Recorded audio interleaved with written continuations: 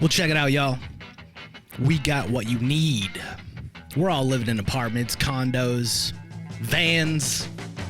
Well, dude, even you can have a studio in a box. Yes, we can help you with that right here at Blind Knowledge. We work on your budget and we figure out your measurements. We'll get you the best sound for the best price. Let me know, 877-237-1143 or at blindknowledge.com. Yep.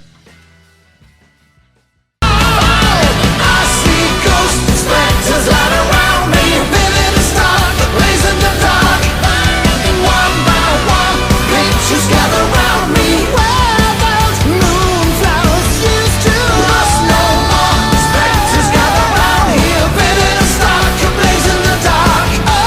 Night by night, stare into the black where moonflowers used to grow. Welcome back once again to Paranormal, the New Normal. I'm your host, as always, Jeremy, here trying to make the world seem a little more normal. And are we going to accomplish that tonight? Well, actually, maybe a little bit. Maybe. We actually might accomplish that goal tonight, folks, and I am actually happy for that. So let's get started right away with my guest who's going to help me try to achieve this. Dr. Margaret Cochran, who is a expert in people who have the ability to see the living after they're dead. Well, the dead after a living. Wow. Talk about getting that screwed up in your head. But yes, Dr. Cochran here actually wrote a whole research paper, huge one, I'm sure, about what it's like to see ghosts and how it affects the human mind, which I'm dying to get into this. So how you doing tonight, Dr. C? I'm doing well. Thank you so much for having me. Oh, it is my pleasure. This is a topic I love talking about. But talking about it from the eyes of someone, the reaction of humans to seeing ghosts. I'm used to talking about ghosts in general, but humans seeing ghosts and what it does to them is a whole other topic we haven't really touched on this show. And I mean, I've talked to plenty of people who have seen ghosts, so this is going to be interesting. I think my network is going to love this one. So let's get started right off the bat with the question I asked everybody at the beginning of the show. What got you into the paranormal spiritual world? What made you want to go down this path? Well, I have been interested in things unseen since I was a child. And so when I did my dissertation, I decided that I wanted to see how other people reacted and felt and what that was like for them. Well, yeah. So, but did you have any experiences when you were younger that made you want to find out about this, or did you grow up in a haunted house, perhaps, or similar?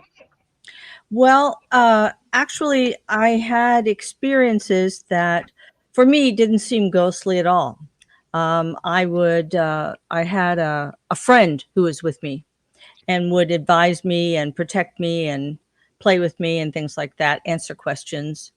And then when I was around 4 years old, I became very, very ill and close to death. And I came back from that experience very, very different than I went in. So that line between physical life encased in matter and life that is not bound by matter is a very, very thin one indeed. It truly is a thin veil, that, as we all know in this show. But so you had basically an NDE, like a near-death experience, basically. Yeah, I did. It was more like what we refer to as a walk-in experience, where there you can have a soul in a body, and then something happens, and then another soul takes that body over. And so the description, I mean, I don't remember any of that process, but the description of me before and after I got sick were like two different people. That's interesting. I've only read about that in books. I never actually have met someone who's experienced that. That's mind blowing in a way, because I mean, one of my favorite authors actually who has been on the show when I first started the show think she was my first guest actually. Mm-hmm. She has that as one of the plot lines in her books is that the main character or medium, if he's not wearing a special necklace that he got in Africa, Mm-hmm. he can have spirits take over his body because they can sense he's a medium and they want to have his ability. Mm-hmm. So to actually have someone do that in real life, that or have that happen to them in real life, I should say, that's mind blowing. Like, Well, all I can tell you is when I came back, I was very serious, extremely empathic, and I had a lot of intuition.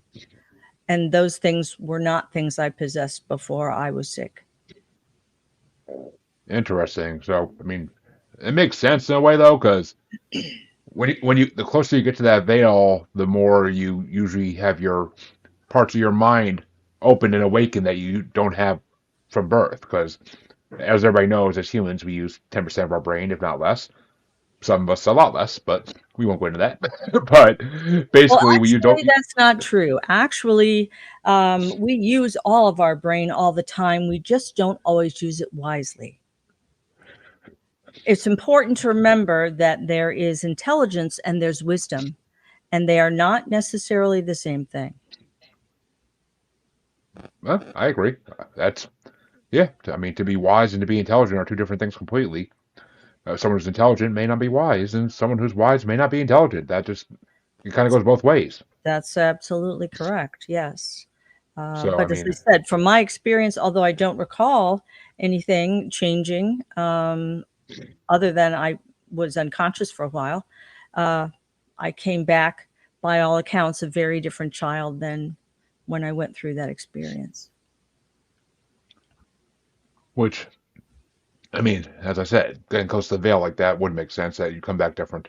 And, and the empathic abilities part really is what fascinates me, is because I've been told by many mediums and psychics that I should be an empath, that I am on my way there, but I haven't quite awakened it yet. Mm. I don't know what needs to happen necessarily for that to happen, but hopefully it's hopefully it's nothing too bad. But I mean, we'll see eventually. Well, Fate has some people, oh, as they move into the empathic realm, do so gently. Some people have to be shaken rather hard to be able to open themselves in that way. So I have some interesting stories about people like that. yeah, which I mean, hopefully, I hope it's more the gentle side, but we'll see. That'll We'll be up see to for you. sure. That will be up to you. You get to, Oh, I need, you get to determine how all that's going to go, whether you need a gentle nudge or a big push. which I mean, hopefully it's gentle. I mean, I think eventually, I think doing this podcast is what's going to lead me down that road because every time I talk to psychics, mediums, clairvoyants, clairaudience, you name it, Hmm. something more awakens, and I think eventually, this is my destiny, this is my fate, this podcast, and Hmm. it's going to lead me there eventually. 200 episodes in, you think I'd be there already, but who am I to question what fate has in store for me? So it's Well, everyone has to take their own time as they do their own work. And it's important to be patient with yourself, but also aware. And also, it's really important that if you are going to be someone who's intuitive, well, you already are, but if you're going to be more aware of that and use those skills on a regular basis, it's important that you take care of yourself physically. That this is the vessel, right? This is the meat sack we all live in, and if we don't take good care of that, then it can impair our ability to feel good on a day-to-day basis, and or develop powerful skills of one kind or another. well, I mean, yeah, that makes sense. I mean, actually, that does make sense because the podcast started right after I had weight loss surgery. So Mm. that could have been the first step to that. And there probably are a couple more things I could do to help the body, quitting certain things like smoking, but we'll get there. When my kids are all older, maybe I'll get there. But right now, I kind of have, the need. But eventually, hopefully, we'll get there. I'd like to. But Well, so, addictions are distractions from our true selves, and when we are able to offload those, incredible development is possible. So I wish you good fortune in that journey. I hope you take that on soon. Which, hopefully soon. Hopefully. Well, a lot of things going on right now that's not going to happen right away, but we could someday soon. Hopefully, stop. I gotta get to a doctor and actually start talking about that. I've been thinking about it for a long time now, so it's kind of funny that it Good for comes you. up in this. Oh, not funny at all. Everything Oh, I mean, happens for a reason. it does. It's just funny the way fate works sometimes and synchronicities and all that. It just always amuses me to some degree. But so your dissertation that you wrote on this, how did you go about it? It's kind of what I'm curious about. Like, did you actually search out people who have experiences seeing spirits and ghosts, or was there just people flocking to you because they wanted to tell about their experience and how it affected them? Both.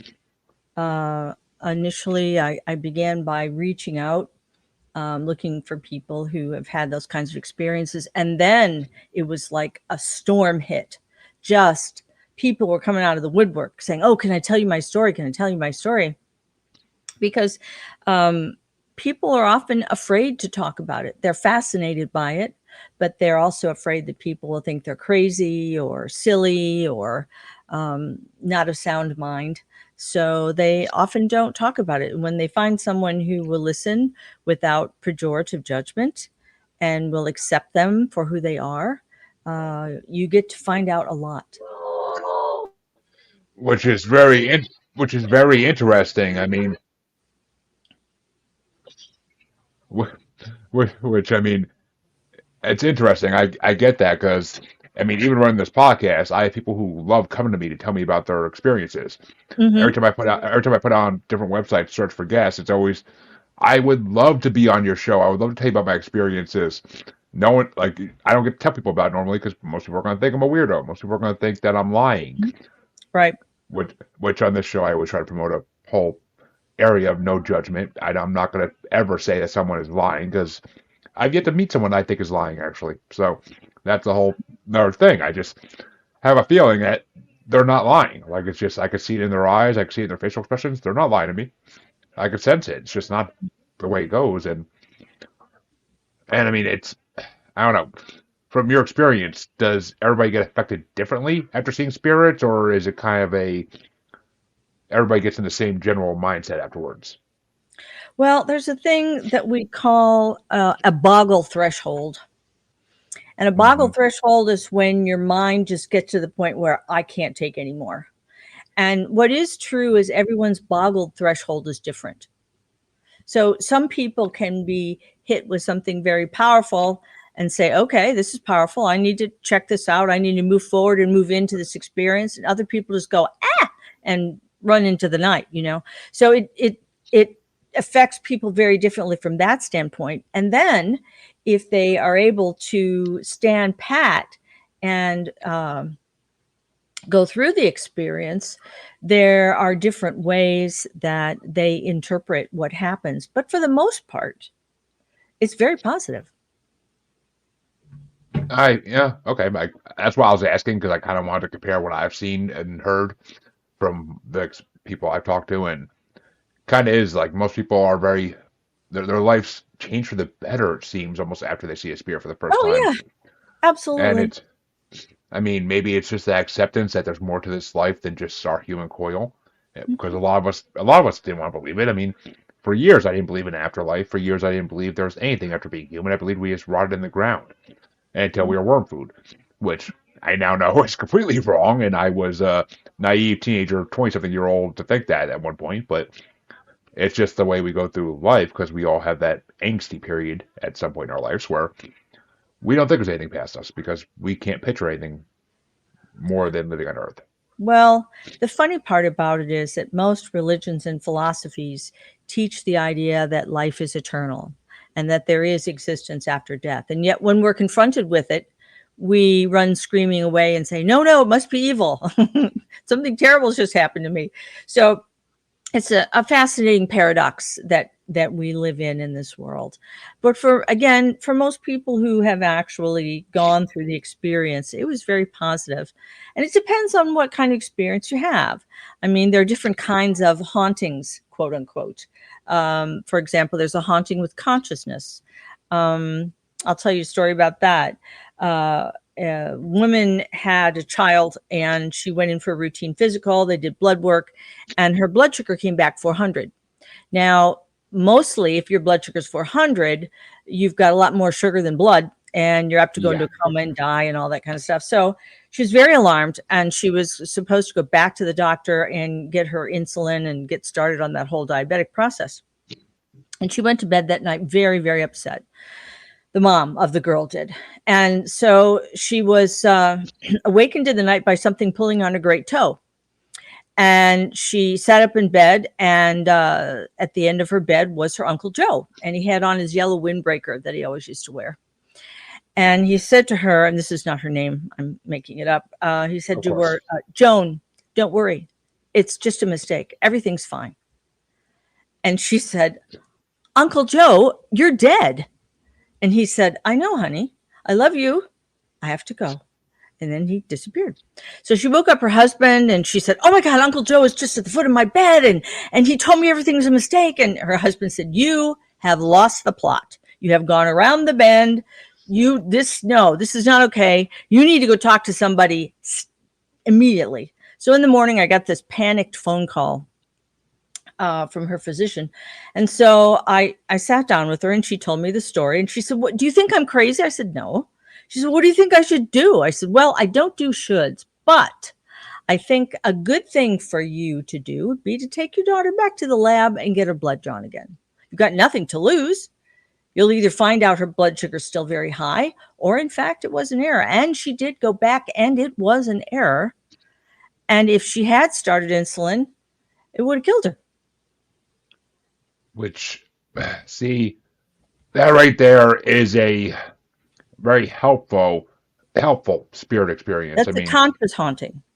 Yeah, which I've heard of stories like that before where, well, not even stories, I don't like to call them stories, truths like that before, where the spirits come back to give us helpful information that we need to know because we're about to make a very wrong decision. But they're all, and I live in I feel the same as you. I hate that word haunted. I live in a possessed house. That's the way I prefer to say it. The original owner of this house and his wife, as well as, from what I've been told, multiple other spirits like to hang out with me. I've been told crazy energy spirits drawn to me. I can't see them. I can kind of sense them. I can't see them though, so I don't know what to make of it. But it's nowhere near a poltergeist level. It's nowhere near any kind of level where we're disturbed in any way. They're just there. They exist. That's all we know. They're not there they don't talk to me as far as I know. They don't try to tell me things.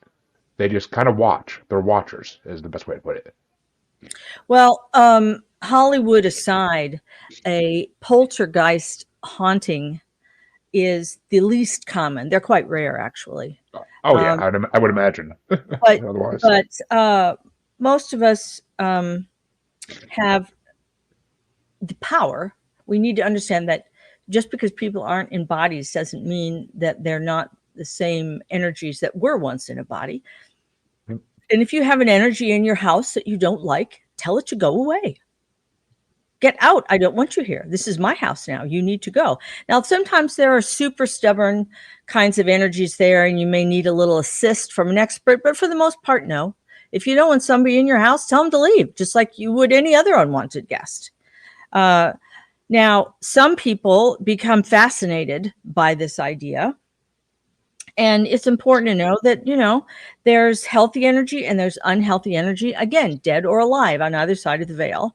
And if you don't keep yourself clean, spiritually speaking, you don't have good protections around you and you expose yourself to a lot of negative energy, you can get some bad juju that you carry around. So not a good idea.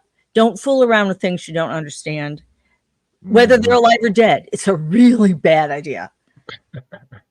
yeah. If you see a bear in your backyard, you think it's a good idea to go poke it? No. Don't go try poking something that you can't see that you don't understand. That's a whole nother ball game.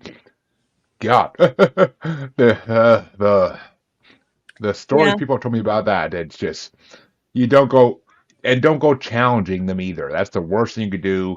Like all those stupid ghost hunter TV shows where they go into the house and they're like, "Come on, ghost, face me!" Like, no, no, you don't want that. You're antagonizing something that you can't see and that has more power than you will ever have. No. Well, it's again, I really detest those ghost hunting shows. Just FYI, mostly because Same, same. they're like all reality TV, and I put that in big air quotes. There's nothing real about them. You don't need to go hunting for ghosts in the dark. They don't care what time of day it is. That's all about people being spooky and putting flashlights under their chin and, you know, trying to make other people be scared. Or, okay, let's talk about the brain for a moment. One of the Love it. reasons that the news is the way it is and various kinds of programs are constructed the way they are is because they want to stimulate your amygdala, which is a part of the brain that does emotion. And the amygdala, if it's regulated by your prefrontal cortex, which is right here behind your forehead, you can reason your way through things. That's called top-down stimulation. So if something happens and you think about it and it stimulates your amygdala, you can think your way out of it. If, on the other hand, you have bottom-up stimulation where your amygdala fires, it'll bypass this entirely. And all of a sudden, you got people with conspiracy theories and running around and making accusations and being destructive in all kinds of really not good ways.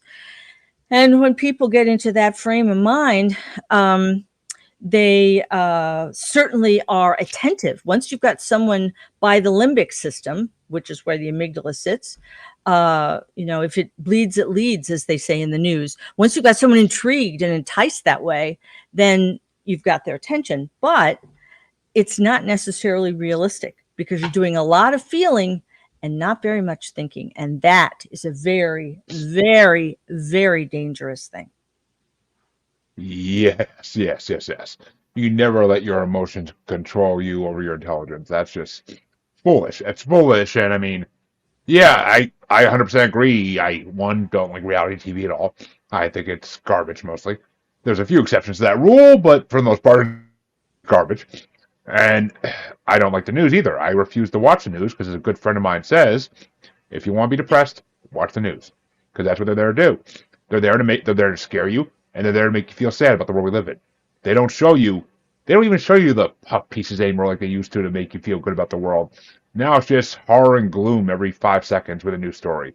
It's, oh, this is happening in Syria. This is happening in Israel. This is happening in Afghanistan. Like, it's just, yes, bad things are happening, but they don't need to be exaggerated and thrown in our faces 24/7. Yeah, but you keep watching. And that's where your prefrontal cortex comes in. Now, there are some people who are more or less sensitive to amygdalic stimulation. So there are people who can go into anxious frames of mind more easily than others. And they're much more easily victimized.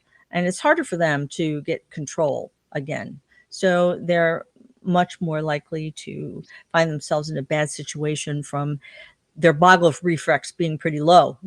I can't take too much, and then I've had enough. So we have to be sensitive to the fact that people are wired differently neurologically. Some of us have an easier time of rationalizing things than others do.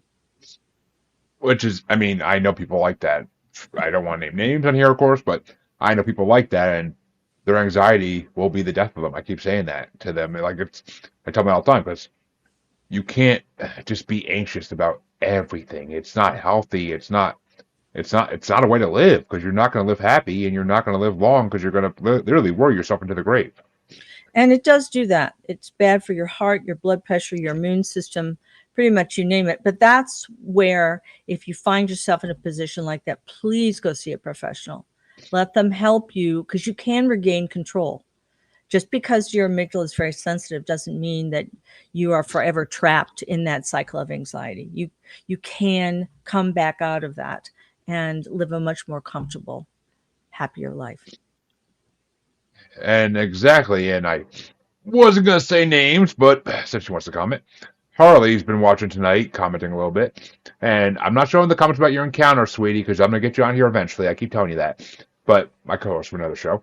But she says she worries all the time, and yeah, that's exactly what we're talking about. People who worry all the time. Hmm. Me, I walk down the street and I can give a flying fuck less because nothing's gonna make me worry that much. Like everything always works out in the long run in my experience, so I know it's gonna work out. I'll find a solution to any problem I come across sooner or later. It may not be the next day, it may not be the next week, it may be a month or two later, or maybe a year or two later if it's that kind of problem. But guess what? I will find a solution eventually because I know that's how life works. We're not Well, handed that's things unless great. we're meant to find a way out. That is great.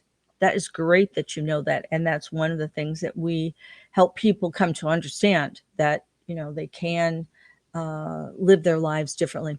For example, I had a gentleman who he had a near death experience, and he was having quadruple bypass surgery. But prior to the surgery, he was not a very nice man.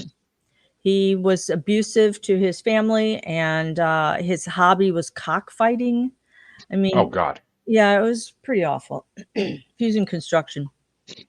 Huge guy. Anyway, so he went into surgery for this operation, and he coded on the table. Of course. I do hypnotic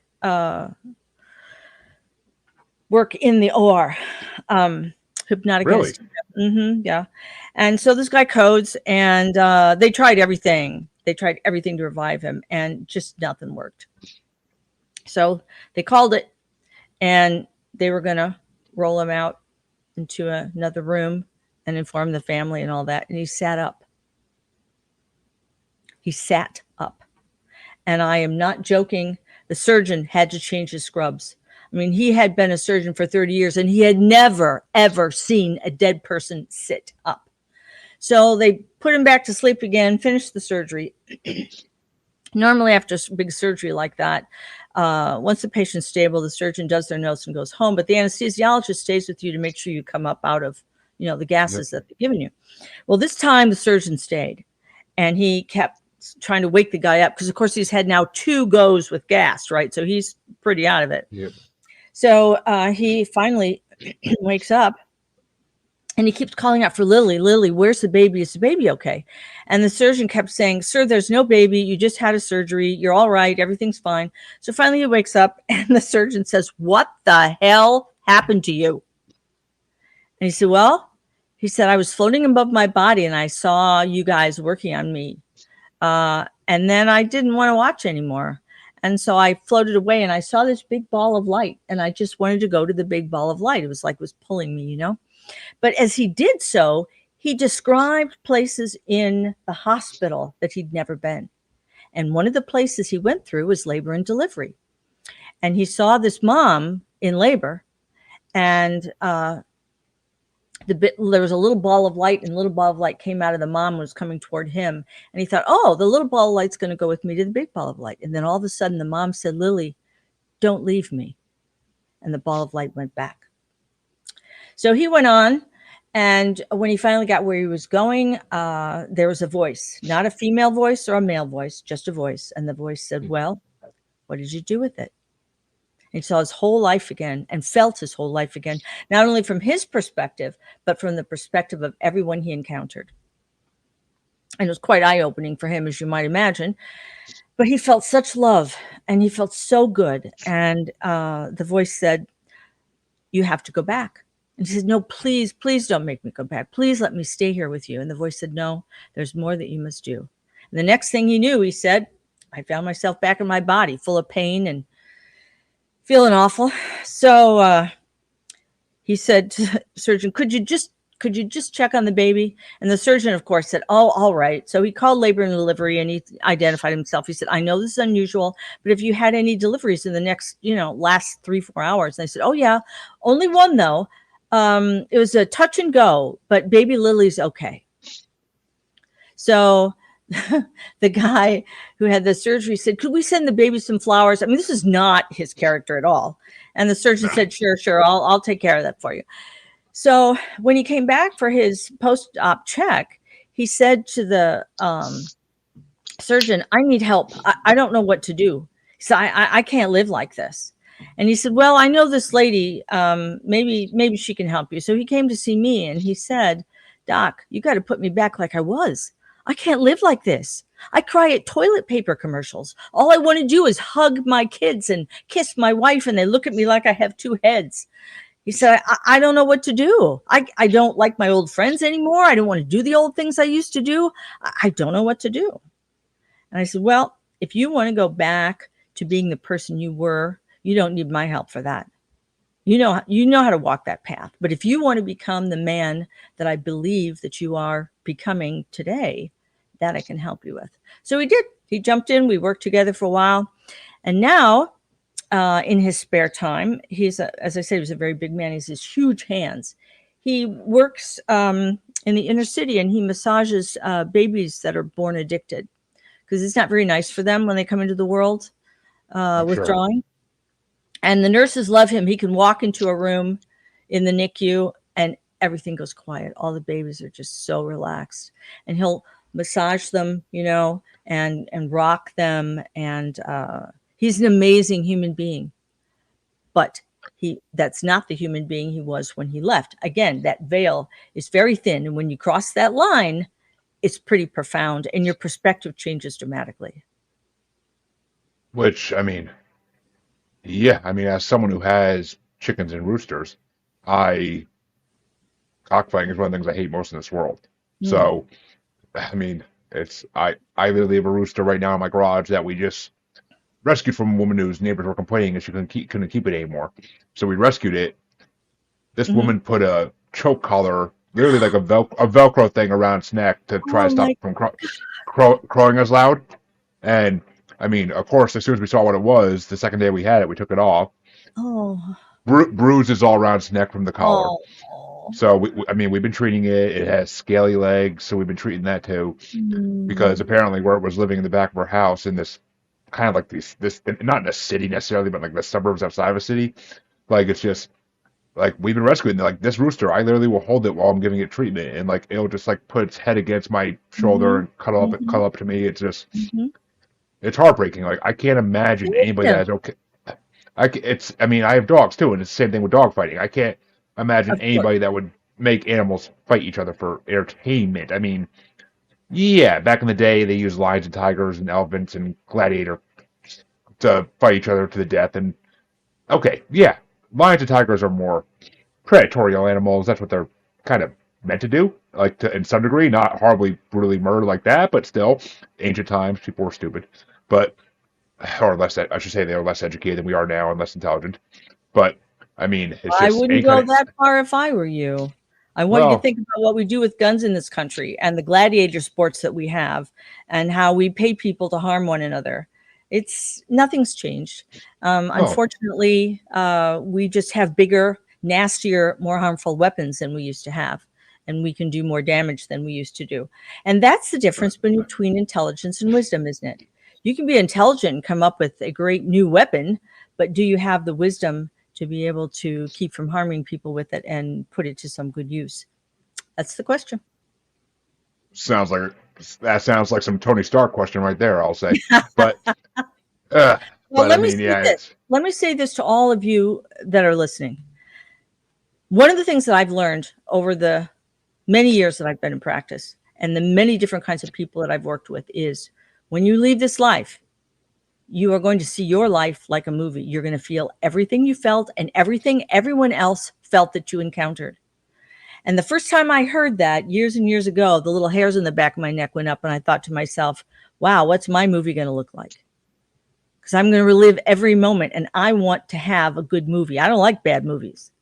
I don't like violence. I don't like sadness. I don't like cruelty. I don't like any of that. So it has given me a completely different perspective about how I conduct myself each moment and each day. That's a slice of my movie. And what's it going to look like? How's it going to feel? Well, that's actually a really good way to look at life. Because it's just it's the same as saying, like, think about how other people see you. Think about how if you blow up on a waitress at a busy restaurant because she got one thing in your order wrong and you're just having a bad day and it pissed you off, think about how everybody else in the restaurant is going to view you after that. Think about how everybody else is going to be shaking their heads.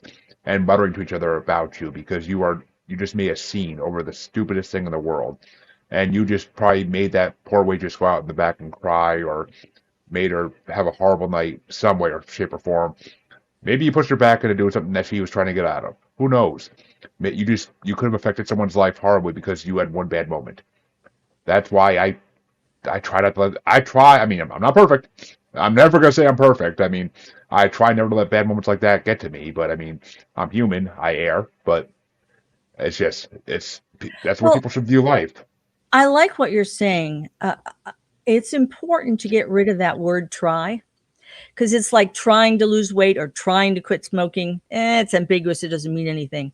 But understanding when you do and when you don't do is what allows you to pay attention, keep focused on what your objective is, and say, okay, I missed it there. Does that mean I want to change my goal, or does that just mean I missed it and I need to work harder next time? So do and not do is a really good way to look at your actions, even your emotions. Sorry, I'm not laughing at what you're saying. I'm laughing because you literally just gave me a Yoda quote in a different form. Do not. There is no try. Like it's like it's just that's all was going through my head the whole time you're saying that. But Some of I mean my it's true. some of my patients call me Yoda, actually. I love it. I freaking love it. But it's true. What Yes. Yoda said in Return of the Jedi is 100%, or Empire Strikes Back. Ooh, I might just piss off all my Star Wars fans, but that is something that's very true. I mean, I was my one teacher in culinary arts at high school used to always use that quote. Like whenever we used to say we're trying to do something in the kitchen, he'd be like, "Do it." No. He's like, "There's no trying. You do it or you don't do it." Mhm. He's like, "You either do this perfectly or you're not doing it." So it's just, I mean, it's a basic metaphor for life because you could try to be a better person, but no, you should just be being a better person. Just Well, do what you want to do. there aren't mistakes. There's just lessons. Lots Yeah, and I lots agree. and lots of lessons. Guys, I've had lots of lessons in my life, I can tell you, and I'm grateful for every one of them. I'm grateful for all the teachers that I've encountered, and some of them were in the study that I did, and certainly people that I've met since that time. One of the things about a experiencing someone who is not in a body in whatever form they come is it's called a felt experience. And one of the things that people get very excited about is, oh, how are you going to prove it? How are you going to prove it? Well, uh, when you write a dissertation for your PhD, there's something called a defense where you have to go in front of the Spanish Inquisition, so to speak, and they can ask you anything they want, and you have to be able to explain what you did. So, I did not set out to prove that there were or were not ghosts. My purpose was simply to see how people's lives were affected by them if they believed that they'd had that experience. And someone said, well, how can we take anything that you're saying seriously? You can't prove it. And I said, okay, well, let me ask you this. Have you ever loved or loathed someone? Well, yeah, he said. I love my grandmother. I said, oh, that's nice. I said, prove it. He said, well, I visit her every Saturday and I eat her apple pie, which is really bad, but I don't tell her that. And I always go to something nice for Christmas and I take her to doctor's appointments. I said, yeah, you could be a liar. Maybe you're just after the money. Maybe you're just doing what's socially acceptable. Why would I believe anything you say? You can't prove or disprove a felt experience. In other words, it's what's happened to you. The question is, what are you going to do with that experience and how is it going to impact the rest of your life? Will you make it something that helps you grow or will you be defined by it and be stuck? That's the choice you have. Which honestly, it makes sense because I mean, we've all felt stuck in life, and we've all felt like there's no way out of the predicament we're in at some point or another. And the only way out is up. I mean, the only way out is up, and you have to do it. You can't rely on other people. You can't say, "Oh, someone's gonna come along and care about me enough to help me." Guess what? They may not come, or even if they do, they might not get you fully out of it. They might help you up a little bit, but as soon as they leave, you're falling back down that wall you climbed out of. So it's all about projecting yourself. It's all about projecting yourself to where you want to be. And Well, the other thing I, is sometimes people don't listen well. You oh may have God, observed that from time to time. One of the people I encountered, his son had died, sadly, and he went back to their favorite restaurant just to kind of be there and be in that space again. And he was thinking about him. And so this guy comes out of the kitchen, one of the kitchen helpers, and he says, "Are you?" Again, I'm changing the names. "Are you Joe?" He said, "Yeah." He said, and the man said, "Do I know you?" He said, "Nope, nope, but this voice is in my head and it won't leave me alone. And it said I had to come out here and tell you, I love you, Dad. I'm okay." And so the guy, he said, "What? What?" He said, "I don't know what it means, mister. That just wouldn't leave me alone till I came out here. So I'm going back to the kitchen now. Bye."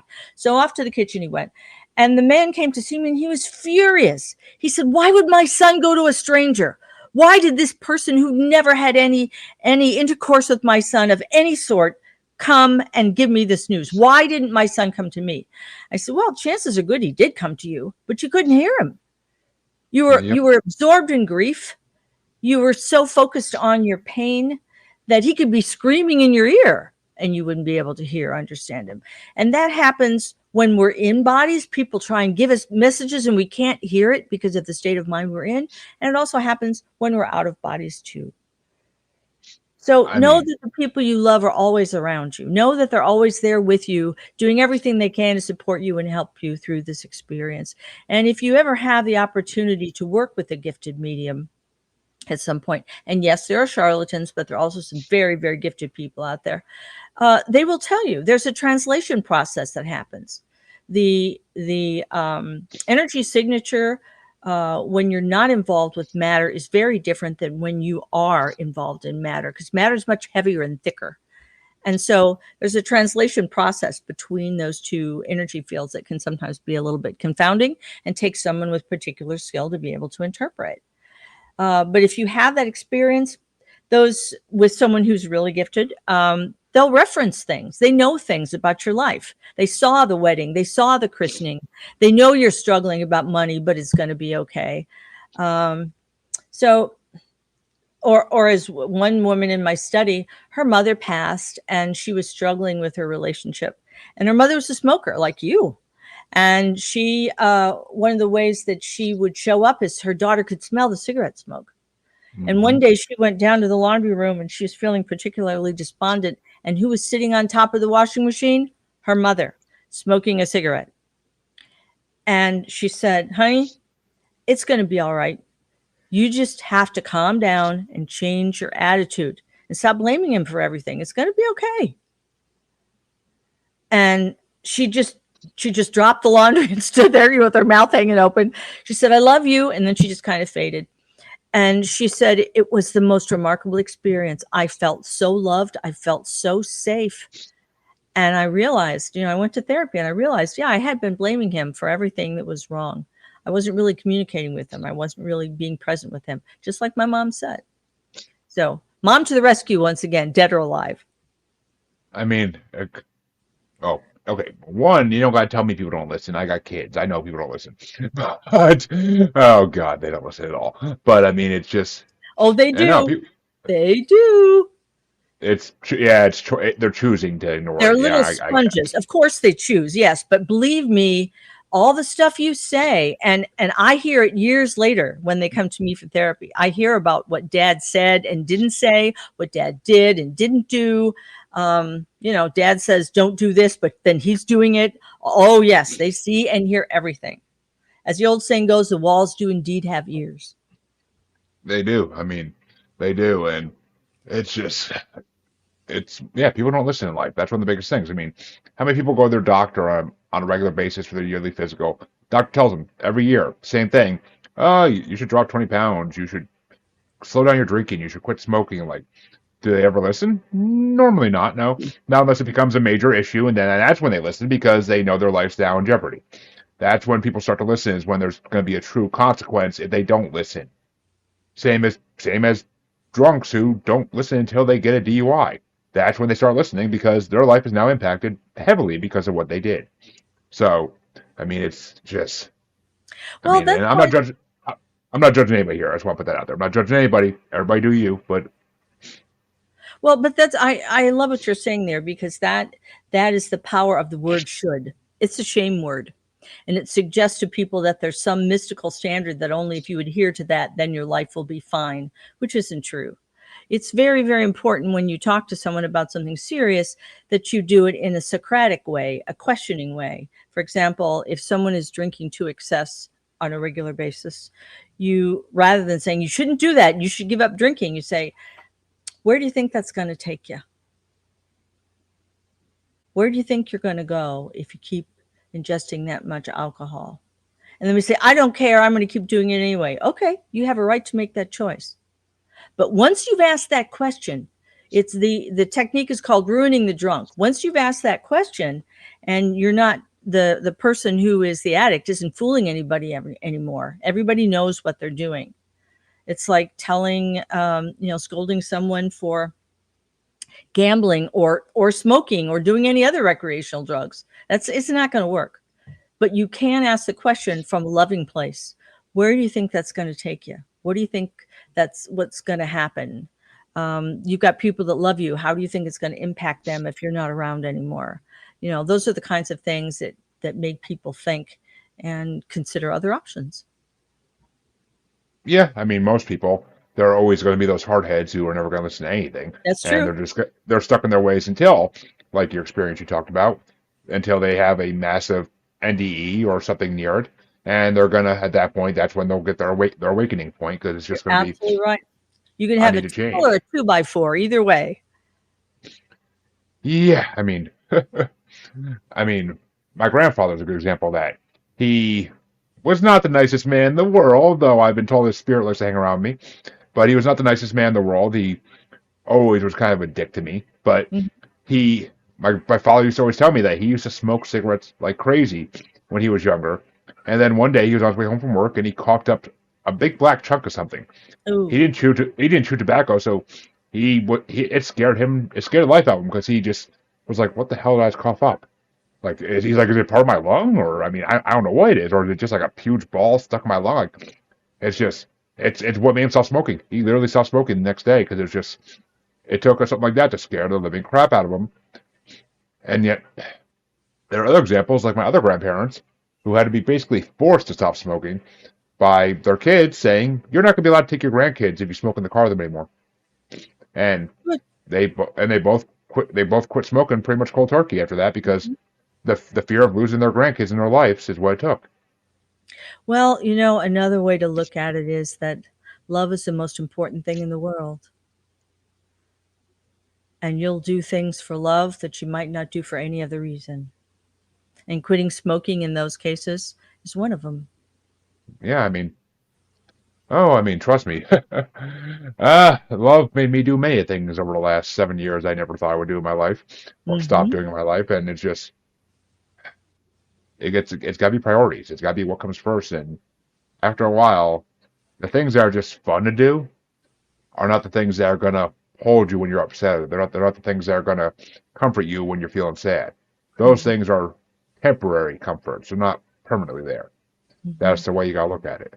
Yep. And I mean, makes sense. But since we're getting closer to the end here, I gotta ask this: do you possibly have a anybody you worked with who actually had a true poltergeist experience? I'm trying to think about it.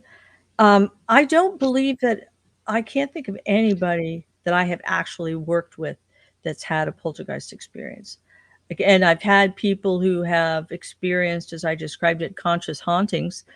I've also had people experience uh, things like orbs and ectomists and stuff like that.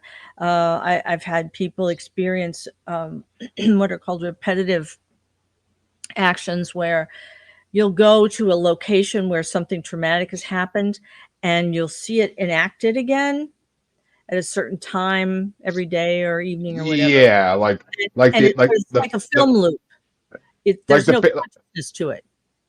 a residual haunting. Yeah, Yeah. it's like the famous Crybaby Bridges or the famous hitchhikers who got hit by a car story where they're in this if you go to this road at this time of night, you'll see this woman hitchhiking. Do not pick her up Mm. because it supposedly won't kill you. Like it's it's like I mean there are those that actually exist. I mean I've heard of Crybaby Bridges where those actually exist, and if you go and flash your high beams at this time of night, something will happen. Every time it happens. Well, the other thing that you have to be careful about is that some people are more easily suggestible than others. Oh I god, yeah. also have to be a clinical hypnotherapist as well, and so I understand the power of the mind and how it can make wonderful things happen or horrible things happen, depending on how you're set up. So if you've been told something over and over and over and over and over again, yeah, you're probably likely to experience that. Put another way, if you have a parent, for example, who says, "You're a loser, you're not going to make it, nothing is going to go come of life, blah, blah, blah, blah, blah," you have that in the back of your mind now. And that's a belief you have, and you will tend to interpret the world in that way. If you change the belief, your life can change dramatically in terms of how you go forward. Same is true of being suggested that, oh, if you go to this place at this certain time, you're going to see X. And maybe you will and maybe you won't. But there's also, things that can happen to your temporal lobe in your brain. Your temporal lobe is the part of the brain that does memory, auditory interpretation, visual perception. One of the things that we look for when we investigate a so-called haunting is we check to see if there's a standing sound wave in the area. A standing sound wave can create hallucinations. And the sound wave is the fluctuation is such that you cannot perceive it auditorily, but it affects your temporal lobe, and so you'll see something like in your peripheral vision, something gray will float by, or you'll just have a really bad kind of feeling. So there are a number of different things that we check for: aberrant electrical activity, things that can affect the brain in subtle ways that we don't understand that may be causing you to have those kind of experiences. Exactly. I mean, it makes sense. I mean, same as when we're kids, if we think our room is haunted when we're kids, if we think there's a ghost in our room, we look at our chair with some clothes on it, and we may see a ghost every time we look at it in the dark. Sure. But it's just something we put into our own heads, and eventually we believe it because it's just always been there in our heads, and it's something. It Mhm. becomes a regular. It becomes a constant. It becomes a constant, and once something is a constant in your head, it's hard to get rid of that. Yes. You have to literally confront it to get rid of it. Yes. You got to be that brave kid who goes and turns on the lights to see. Oh, it's just a coat and a hat on chair. But Mhm. I mean, what kid didn't have monsters underneath their bed or monsters in their closet? But at least at some point, I mean, we all had our parents look underneath the bed at some point to see if there was monsters there. But I know I made my dad do it for years. But that's also because I was reading Calvin and Hobbes, and I thought there really was monsters underneath my bed. but Well, but they didn't talk back to me. there's that So lovely story about the little monster whose mom is reading him a bedtime story, and she says, "I think there's a human on top of the bed," and he's really scared to go to sleep, so his mom has to help him with that. yeah, I actually have not heard that one. That's kind of funny.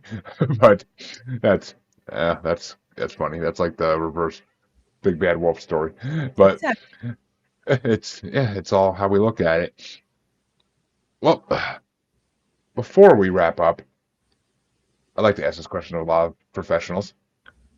If you had to give people, the world, one piece of advice, what would it be? What is the best advice you could give to the world to help them live a better life?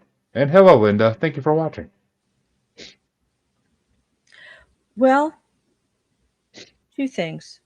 One is to remember, no matter what anyone said or done, that you are a beautiful and loved human being.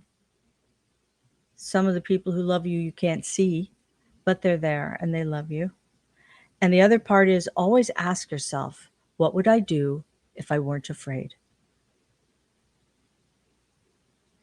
That's beautiful right there. That's a sentiment and a half because the spirit world is always watching, and there are always going to be those in the spirit world that truly love you. And yeah, Harley just said it. I need to hear that tonight. That's a message that I hope a lot of my listeners go back to this episode and just listen to that part of this episode all over and over again. Like, if you need that message, you got a voice recording of it. There you go.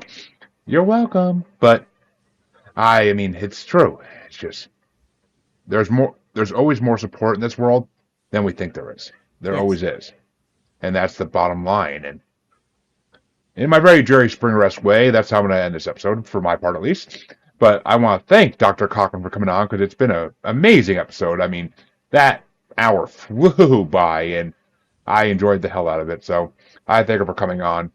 And tell them, Dr. C, where can they find more about you? Where can they find anything else you've been on? Just basically promote yourself to the fullest. And Linda's right. Linda's right. That's what they say. There's eyes and ears everywhere, and yes, there is. Yes, absolutely. Thank you again for having me. And you can find me on my website at drcochran.com. You can also find me on YouTube. Wisdom, Love, and Magic is the name of my channel. Which is I actually was looking at that website earlier today, and that's the perfect combination right there. You need all three of those in life to get by. So I love that. I love that combo. And all my listeners, all my watchers, you know where you can find me. You're watching me now, so find me there. Listeners, if you don't know by now, 200 and something episodes in, I lost count. Shame, just shame, but I forgive you. I forgive you, because we all need love. So I forgive you, but check out the outro. You'll hear everywhere I am once again, if you don't remember, or you're new. If you're new, go back like 230-ish episodes and go listen. I need the listens. So, and this episode will be coming out somewhere in the future. Where it's going to come out, folks, as you all know, I'm baking episodes for a reason. You can all find out the reason in some point in the near future. But until then, just know I'm baking episodes. So this will all come out in the future at some point. Hopefully next couple months, I'm thinking. But we'll see. And yes, it has been a wonderful show. Thank you, Harley. Appreciate it. And one last time, I'm going to thank Dr. C for coming on, because it's been an absolute pleasure. I've been looking forward to this interview for weeks, and I was not disappointed in the damn near slightest. So I love it. Till next time, everybody. Well. Exactly. Couldn't have said it better. Have a good night, everybody. You can find me on Facebook as Jeremy Bryant, or you can find me as Uncensored, Unapologetic, and Untamed UQ Podcast Collective Facebook group. You can find me on Twitter and the Instagram as @JuggaloBastard, or should I say X now. And you can find me on TikTok as @JuggaloBastard Podcast. You can also find me on YouTube as Paranormal The New Normal. And you can also find me streaming on YouTube as Blind Knowledge Network, because all knowledge is blind until they admit Bigfoot exists.